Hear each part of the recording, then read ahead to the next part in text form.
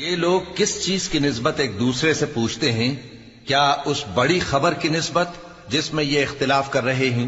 دیکھو یہ عنقریب جان لیں گے، پھر دیکھو یہ عنقریب جان لیں گے۔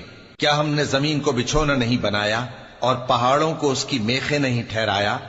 اور ہم نے تم کو جوڑا جوڑا پیدا کیا اور نیند کو تمہارے لیے موجب آرام بنایا اور رات کو پردہ مقرر کیا اور دن کو معاش کا وقت قرار دیا، اور تمہارے اوپر 7 مضبوط آسمان بنائے اور آفتاب کا روشن چراغ بنایا، اور نچڑتے بادلوں سے موسلا دھار میں برسایا تاکہ ہم اس سے اناج اور نباتات پیدا کریں اور گھنے گھنے باغ۔ بے شک فیصلے کا دن مقرر ہے، جس دن سور پھونکا جائے گا تو تم لوگ فوج در فوج موجود ہوگے، اور آسمان کھولا جائے گا تو اس میں دروازے ہو جائیں گے، اور پہاڑ چلائے جائیں گے تو وہ ریت ہو کر رہ جائیں گے۔ بے شک دوزخ گھات میں ہے، یعنی سرکشوں کے لیے کہ ان کا وہی ٹھکانہ ہے، اس میں وہ صدیوں پڑے رہیں گے۔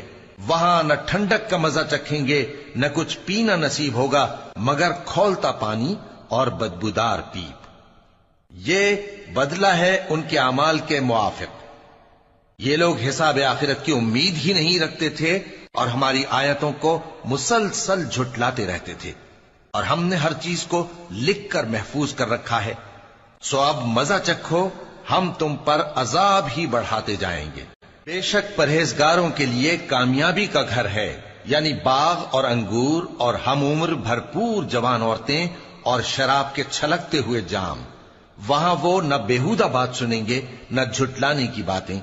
اے نبی صلی اللہ علیہ وآلہ وسلم، یہ تمہارے پروردگار کی طرف سے صلہ ہوگا جو حساب کے مطابق انعام ہوگا۔